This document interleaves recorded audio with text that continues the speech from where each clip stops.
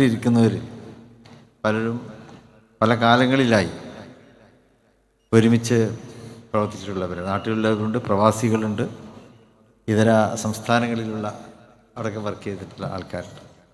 ഏതായാലും എല്ലാവരെയും കാണാനുള്ള ഒരു നല്ല അവസരമായിട്ട് കൂടി നമ്മുടെ ഈ മഹാസമ്മേളനം മാറിയിരിക്കുകയാണ്.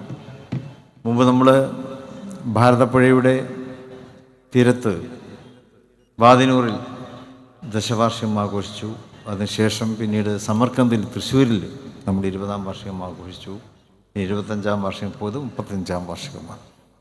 SKSF-ൻ്റെ വളർച്ച അതനുസ്യൂതം തുടർന്നുകൊണ്ടിരിക്കുകയാണല്ലോ. കേരളത്തിലെ വിദ്യാർത്ഥി പ്രസ്ഥാന രംഗത്ത് ഒരു വലിയ അടയാളപ്പെടുത്തൽ തന്നെയാണ് SKSF എല്ലാ കാലത്തും നടത്തിയിട്ടുള്ളത്. SKSF-ൻ്റെ മുദ്രാവാക്യങ്ങൾ അത് സമൂഹം ഏറ്റെടുത്തിട്ടുള്ള മുദ്രാവാക്യമാണ്. നമ്മളിപ്പോൾ 89-ൽ നമ്മളിപ്പോൾ ഇതിൻ്റെ തുടക്കം, പിന്നെ 90-കളുടെ ആദ്യ ദശകത്തിൽ തന്നെ നമ്മൾ പറഞ്ഞത് തീവ്രവാദ ഭീകരവാദ പ്രവർത്തനങ്ങൾക്കെതിരെയുള്ള ശക്തമായ മുന്നറിയിപ്പ് നമ്മൾ ഇന്ന് സമൂഹത്തിന് നൽകുകയുണ്ടായി. അത് SKSF അന്ന് മുന്നോട്ട് വച്ചപ്പോൾ കേരളത്തിലെ മത, സാമൂഹ്യ, രാഷ്ട്രീയ മേഖലകളിലെ സംഘടനകളൊക്കെ തന്നെ അത് ഏറ്റെടുത്തു. കേരളം ഭീകരവാദ തീവ്രവാദ പ്രസ്ഥാനങ്ങൾക്ക് വളരാനുള്ള മണ്ണല്ല എന്ന് തുടക്കം തൊട്ട് തന്നെ SKSF പ്രഖ്യാപിച്ചതാണ്. അതിൻ്റെ വെളിച്ചത്തിൽ തന്നെയാണ് തീവ്രവാദ ഭീകരവാദ വർഗീയ പ്രസ്ഥാനങ്ങൾക്ക് കേരളത്തിൽ ഇന്നും വേരോട്ടം ലഭിക്കാതെ പോയിട്ടുള്ളത്. പിന്നെ നമ്മൾ ആ കാലത്ത് തന്നെയാണ് ഈ മക്ബറകളൊക്കെ കേന്ദ്രീകരിച്ചിട്ടുള്ള ജീർണതകൾക്കെതിരെ ജിഹാദ് എന്നുള്ളൊരു പ്രഖ്യാപനം നമ്മൾ നടത്തി. അതിനുവേണ്ടി ക്ഷീണം നമ്മൾ പ്രവർത്തിക്കുകയുണ്ടായി. മക്ബറകളൊക്കെ കേന്ദ്രീകരിച്ചുകൊണ്ടുള്ള ജീർണതകൾക്കെതിരെ ശക്തമായി പൊരുതി മുന്നോട്ട് പോയ പ്രസ്ഥാനം കൂടിയാണല്ലോ നമ്മുടെ ഈ പ്രസ്ഥാനം. അപ്പം അതൊക്കെ തന്നെ സൂചിപ്പിക്കുന്നത് അടിയുറച്ച ആദർശം അതിൽ നമ്മൾ നിറഞ്ഞു നിൽക്കുന്നു എന്നുള്ളതാണ്. ആ ആദർശം സമസ്ത കേരള ജമിയത്തുൽ ഉലമയാണ് നമുക്ക് പഠിപ്പിച്ചു തന്നിട്ടുള്ളത്. ഏത് കാര്യത്തിലും സംസ്ഥയുടെ ഇടപെടലുകൾ അതുണ്ടായിട്ടുണ്ടായിരുന്നു. അതിനെ ശക്തിപ്പെടുത്തിക്കൊണ്ട് നേരത്തെ ആദരണീയനായ ജിഫ്രി തങ്ങൾ ഇവിടെ പറഞ്ഞതുപോലെ സംസ്ഥയുടെ ആശയാദർശങ്ങളെ ശക്തിപ്പെടുത്തി മുന്നോട്ട് പോവുക എന്നുള്ളത് തന്നെയാണ് SKSF എല്ലാ കാലത്തും നടത്തിയിട്ടുള്ളത്. നമ്മൾ ഇന്ത്യയിലാണല്ലോ നമ്മൾ ജീവിക്കുന്നത്. ഇന്ത്യ നവാബുമാരും പട്ടോടിമാരും ചക്രവർത്തിമാരും ഭരിച്ചിട്ടുള്ള മുസ്ലിം ഇന്ത്യ എന്ന് തന്നെ വിശേഷിപ്പിക്കാവുന്നൊരു ഭൂതകാലം ഇന്ത്യയെ സംബന്ധിച്ചിടത്തോളം ഉണ്ടായിരുന്നു. ചക്രവർത്തിമാർ, രാജാക്കന്മാർ, നവാബുമാർ, പട്ടോടിമാർ, അങ്ങനെയുള്ളവരുടെ ഭരണം നിലനിന്ന ഈ ഇന്ത്യ, ഇവിടെ ഒരുപാട് കുത്തുബ് ഖാനകൾ ഉണ്ടായിരുന്നു. വിദേശത്തു നിന്ന് പോലും അറിവ് നേടുന്നതിന് വേണ്ടി ഇന്ത്യയിലെ കുത്തുബ് ഖാനകളിലേക്ക്, ഇന്ത്യയിലെ വിവിധങ്ങളായിട്ടുള്ള സർവകലാശാല തുല്യമായ അറബിക് കോളേജുകളിലേക്ക് ഇതര രാജ്യങ്ങളിൽ നിന്നും ഇങ്ങോട്ടും ആളുകൾ പ്രവഹിച്ചിരുന്നൊരു ഭൂതകാലം കൂടി നമുക്കുണ്ടായിരുന്നല്ലോ. ഇസ്ലാമിക പ്രബോധന മേഖലയിൽ സംസ്ഥാനമാണ് നമുക്ക് കാഴ്ചവെച്ചത്. ഇസ്ലാമിൻ്റെ അനുഷ്ഠാനങ്ങളും ആരാധനകളെയും കുറിച്ച് മാത്രമല്ല നമുക്ക് പഠിപ്പിച്ചു തന്നത്, പ്രബോധനത്തിൻ്റെ വിവിധ മാർഗങ്ങൾ സംസ്ഥ കേരള ജമിയത്തുൽ ഉലമ കേരളത്തിലെ മുസ്ലിം സമൂഹത്തിന് മുമ്പിൽ സമർപ്പിച്ചു. അത് കേരളത്തിൽ മാത്രം ഒതുങ്ങി നിൽക്കുന്നതുമല്ല, അത് കേരളത്തിന് പുറം സംസ്ഥാനങ്ങളിലും അത് എത്തിച്ചേർന്നു. ഇന്ത്യക്ക് പുറത്തുള്ള രാജ്യങ്ങളിലും സംസ്ഥയുടെ സന്ദേശങ്ങൾ നടന്നുകൊണ്ടിരിക്കുന്നു. പ്രത്യേകിച്ച് GCC രാജ്യങ്ങളിൽ സംസ്ഥയുടെ നേതൃത്വത്തിലുള്ള ദൈവ പ്രവർത്തനങ്ങൾ, മറ്റ് ദീനീയായിട്ടുള്ള കാര്യങ്ങൾ, അവയൊക്കെ തന്നെ വളരെ ഭംഗിയായി അവിടുത്തെ രാജ്യങ്ങളിലെ ഗവൺമെൻറ്റുകളുടെ ആ സ്വീകാര്യത ഏറ്റുവാങ്ങിക്കൊണ്ട് തന്നെ മുന്നോട്ട് പോകുന്നത് നമുക്കറിയാം. മദ്രസകൾ മുതൽ യൂണിവേഴ്സിറ്റി വരെ സമസ്ത കേരള ജമിയത്തുൽ ഉലമയുടെ ആദർശത്തിന് കീഴിൽ ഇന്ന് കേരളത്തിൽ പ്രവർത്തിച്ച് വരുന്നുണ്ട്. ആരാധനാലയങ്ങൾ, ഇന്ത്യയിലുള്ള മുസ്ലിം ആരാധനാലയങ്ങൾ, നേരത്തെ ഞാൻ സൂചിപ്പിച്ചതുപോലെ ആ ഭരണാധികാര കാലത്ത് സ്ഥാപിക്കപ്പെട്ട ആരാധനാലയങ്ങൾ, അതല്ലാത്ത കാലങ്ങളിലും സ്ഥാപിക്കപ്പെട്ടിട്ടുള്ള ആരാധനാലയങ്ങൾ, ഇസ്ലാമികമായിട്ടുള്ള കലകൾ, ഇസ്ലാമികമായിട്ടുള്ള സാഹിത്യങ്ങൾ, കവിതകൾ, ഇവയെല്ലാം കൊണ്ട് ധന്യവും സമ്പന്നവുമായിരുന്നു ഇന്ത്യയിലെ ഭൂതകാലം എന്ന് നമുക്കറിയാം. ആ നല്ല കാലത്തെക്കുറിച്ചുള്ള ഓർമ്മകൾ അതുതന്നെയാണ് നമുക്കെന്നും ആവേശം പകരുന്നത്. പിന്നെ സമസ്ത കേരള ജമിയത്തുൽ ഉലമ നമുക്ക് നൽകിയത് എന്താണ്? ഇസ്ലാമിൻ്റെ തനിമയോടെയുള്ള വ്യക്തിത്വം ഒരു ശതകമായി നമുക്കിവിടെ കാത്തു സൂക്ഷിക്കുവാൻ സാധിക്കുകയാണ്. കേരളത്തിന് പുറത്തേക്ക് ഒരുപാട് പേര് സഞ്ചരിക്കാറുണ്ട്. അതിൽ പണ്ഡിതന്മാരുണ്ട്, സാഹിത്യകാരന്മാരുണ്ട്, സഞ്ചാര സാഹിത്യകാരന്മാരുണ്ട്, രാഷ്ട്രീയ നിരീക്ഷകന്മാരുണ്ട്, വിദേശ കാര്യ മേഖലകളിൽ വിദഗ്ധന്മാരുണ്ട്. പക്ഷെ അവരെല്ലാം പറയുന്ന ഏറ്റവും സുപ്രധാനമായിട്ടൊരു കാര്യമെന്നുള്ളത് 1400 വർഷങ്ങൾക്ക് മുമ്പ് പരിശുദ്ധ പ്രവാചകർ സല്ലല്ലാഹു അലൈഹി വസല്ലമയുടെ ആ കാലഘട്ടത്തിൽ ലോകത്തിന് ലഭ്യമായ ഇസ്ലാമിൻ്റെ തനിമയോടെയും വെണ്മയോടെയുമുള്ള ജീവിതം, അത് കാണാൻ നിങ്ങൾ കേരളത്തിലേക്ക് വരണം എന്നാണ് ആ മഹാന്മാരൊക്കെ രേഖപ്പെടുത്തി വച്ചിട്ടുള്ളത്.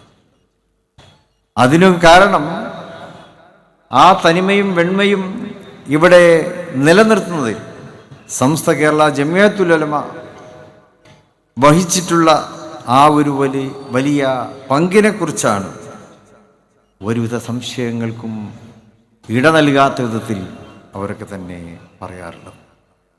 അപ്പോൾ അത് നമുക്ക് നിലനിർത്തി തന്നു എന്നുള്ളത് തന്നെയാണ് വിശുദ്ധ പ്രവാചകർ സല്ലല്ലാഹു അലൈഹി വസല്ലമയുടെ കാലഘട്ടത്തിലുള്ള തനിമയും വെണ്മയും. അത് ആലിമീങ്ങളിലൂടെ, സൂഫികളിലൂടെ, ഔലിയാക്കളിലൂടെ, വിഖ്യാതരായ മറ്റ് ശ്രേഷ്ഠ പുരുഷന്മാരിലൂടെ, സാദാത്യങ്ങളിലൂടെ അത് ഇന്ത്യൻ ജനതക്ക് അനുഭവിച്ചറിയുവാൻ സാധിച്ചു എന്നുള്ളതാണ്. എന്നാൽ നേരത്തെ ഇവിടെ സൂചിപ്പിച്ചതുപോലെ പലപ്പോഴും ഇന്ത്യയിൽ നിന്ന് നമുക്ക് അശുഭകരമായിട്ടുള്ള പല കാര്യങ്ങളെയും നമുക്ക് നേരിടേണ്ടി വരുന്നുണ്ടല്ലോ. തങ്ങളിവിടെ സൂചിപ്പിച്ചു ആരാധനാലയങ്ങൾ. ആ ആരാധനാലയങ്ങൾ ഓരോ മതങ്ങൾക്കും, ഓരോ മതവിശ്വാസം, ഓരോ മത സമൂഹത്തിനും അവരവരുടേതായിട്ടുള്ള ആരാധനാലയങ്ങളുണ്ട്. അത് ഭരണഘടനാപരമായിട്ടുള്ള അവകാശമാണ്. ഓരോ മതവിഭാഗത്തിനും അവരുടെ വിശ്വാസങ്ങൾ, ആചാരങ്ങൾ, ആരാധനകൾ ഇതൊക്കെ മുറുകെ പിടിച്ച് ജീവിക്കുവാനും അത് പ്രബോധനം നടത്തുവാനുമുള്ള സ്വാതന്ത്ര്യം, അവകാശം ഇന്ത്യൻ ഭരണഘടന നൽകുന്നുണ്ട്. ഒരു ആരാധനാലയത്തിൽ അവർ പുണ്യമായി കരുതുന്ന രീതിയിലുള്ള ആരാധനകളാണ് നടക്കേണ്ടത്. അതല്ലാതെ ഒരു ആരാധനാലയത്തിൽ മറ്റു മതങ്ങളുടെ വിശ്വാസ പ്രമാണങ്ങളനുസരിച്ചുള്ള ആരാധനകൾ നടത്താനുള്ള സ്വാതന്ത്ര്യം നിയമപരമായിട്ട് തന്നെ അത് ഇന്ത്യ നൽകുന്നില്ല എന്നുള്ളതാണ്. ബാബരി മസ്ജിദ് ആ പ്രശ്നങ്ങളൊക്കെ ഉണ്ടായ സമയത്ത് തന്നെ ലോക്സഭ ഒന്ന് പാസാക്കി 1991 ആരാധനാലയങ്ങളുടെ കട്ട് ഓഫ് ഡേറ്റ് അത് 1947 ഓഗസ്റ്റ് 15 ഏത് വിധത്തിലാണോ ഉണ്ടായിട്ടുള്ളത് അത് തന്നെയാണ് ഓരോ ആരാധനാലയത്തിൻ്റെയും വ്യക്തിത്വം. അവിടെ മറ്റു രീതിയിലുള്ള പൂജകളോ ആരാധനകളോ അനുവദിക്കപ്പെടാൻ പാടില്ല എന്നുള്ളത് ഇന്ത്യയിലെ നിയമമാണ്. പക്ഷെ ഇപ്പോൾ ആ നിയമം പോലും കാറ്റിൽ പറത്തപ്പെടുകയാണ്. ഗ്യാൻ ബാബി മസ്ജിദിൽ അതാണല്ലോ. അവിടെ മറ്റു രീതിയിലുള്ള കർമ്മങ്ങൾക്ക്, ചടങ്ങുകൾക്ക് സ്വാതന്ത്ര്യം കൊടുക്കുന്നു. നിയമപരമായിട്ടുള്ള പരിരക്ഷ അതിനുണ്ടാകുന്നു. ഇതിൽ ന്യൂനപക്ഷങ്ങൾ അനുഭവിക്കുന്ന വേദനകൾ ചില്ലറയല്ല. പ്രത്യേകിച്ച് ഇന്ത്യ പോലെയുള്ള ഒരു രാജ്യം എന്നുള്ളത് ലോകം ഏറെ ആദരിക്കുന്ന ഒരു സാമൂഹ്യ ചുറ്റുപാടുള്ള രാജ്യമാണല്ലോ ഇന്ത്യ. വിവിധ മതവിഭാഗങ്ങൾ, നാനാത്വത്തിൽ ഏകത്വം, അതാണ് ഇന്ത്യയുടെ ഏറ്റവും വലിയ ആദർശം തന്നെ. അതാണ് മറ്റ് ലോകരാജ്യങ്ങൾ ഇന്ത്യയെ ഇഷ്ടപ്പെടുന്നത് അതുകൊണ്ടാണ്. നിങ്ങളിൽ പലരും ലോകത്ത് പലയിടത്തും പോകുന്നവരാണല്ലോ. ഇന്ത്യക്കാരാണ് എന്ന് പറയുമ്പോൾ മറ്റുള്ള രാജ്യക്കാർ വളരെ സ്നേഹത്തോടെ നമ്മളോട് പെരുമാറുന്നു. ഇന്ത്യയിൽ എവിടെയാണെന്നും അവർ ചോദിക്കും. പ്രത്യേകിച്ച് കേരള എന്ന് പറയുമ്പോൾ പല രാജ്യക്കാർക്കും അത് സുപരിചിതമായ ഒരു നാമമാണ്. ഓ, ഫ്രം കേരള എന്ന് പറഞ്ഞ് അവർ നമ്മളോട് വളരെ സന്തോഷത്തോടെ ഇടപഴകാൻ മുന്നോട്ട് വരാറുണ്ട്.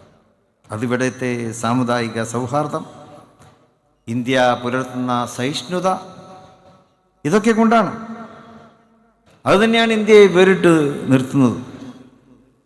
പക്ഷേ ഇവിടെ ഇന്ത്യ ഭരിക്കുന്നവരുടെ തന്നെ പിന്തുണയോടെ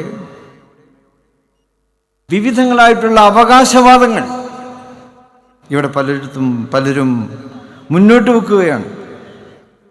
അതൊക്കെ തന്നെ ന്യൂനപക്ഷങ്ങളെ ടാർഗറ്റ് ചെയ്തുകൊണ്ടുള്ളതാണ് എന്ന് പറയുമ്പോൾ അവിടെയാണ് ന്യൂനപക്ഷങ്ങൾ വേദനിക്കുന്നത്. ഭരണകൂടമാണ് അവരെ സംരക്ഷിക്കേണ്ടത്. ന്യൂനപക്ഷത്തെ സംരക്ഷിക്കേണ്ട ഉത്തരവാദിത്വം അത് ഭരണഘടനാപരമായിട്ട് തന്നെ ഗവൺമെൻറ്റിനുണ്ട്. പക്ഷെ ഗവൺമെൻറ്റിൻ്റെ തന്നെ പിന്തുണയോടെ ന്യൂനപക്ഷങ്ങളെ വേദനിപ്പിക്കുന്ന സമീപനങ്ങൾ രാജ്യത്തുണ്ടാകുമ്പോൾ അത് അങ്ങേയറ്റം ദുഃഖകരമാണ്. അതേ അവസരത്തിൽ അതിനെ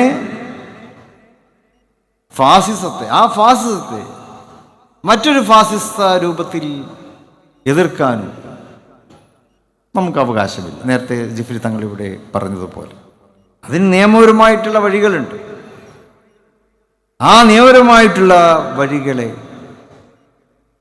പ്രയോജനപ്പെടുത്തിക്കൊണ്ട് അവയ്ക്കെതിരെ പ്രതികരിക്കുവാനുള്ള അവകാശവും നമുക്കുണ്ട് എന്ന് നമ്മൾ മറക്കാതിരിക്കുക.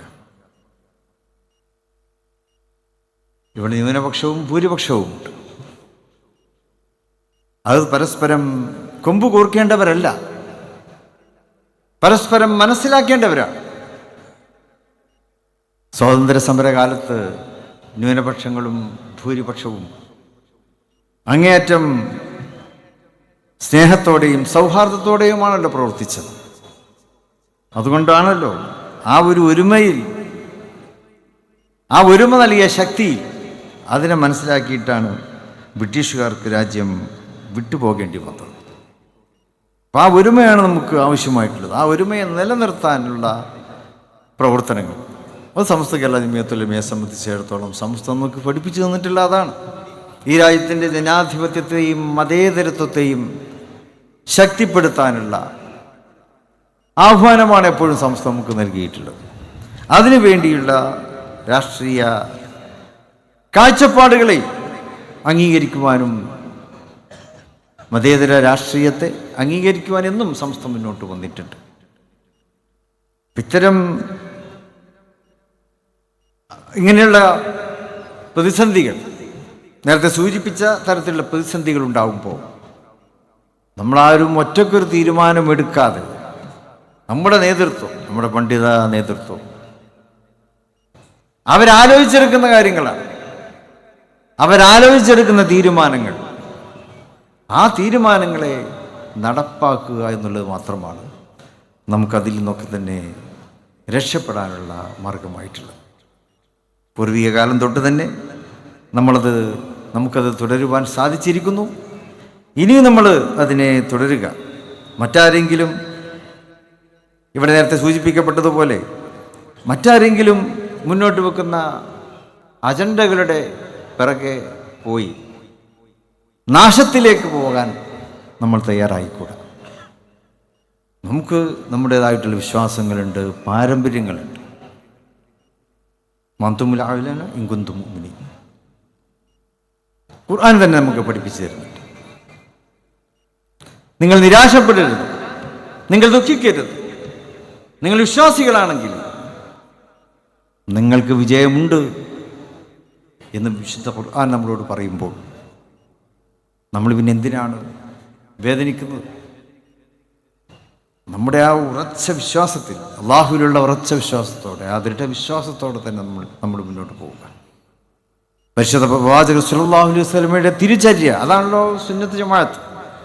മനസ്സാ വാചാ കർമ്മണ, വാക്കിലും പ്രവൃത്തിയിലും നോട്ടത്തിലും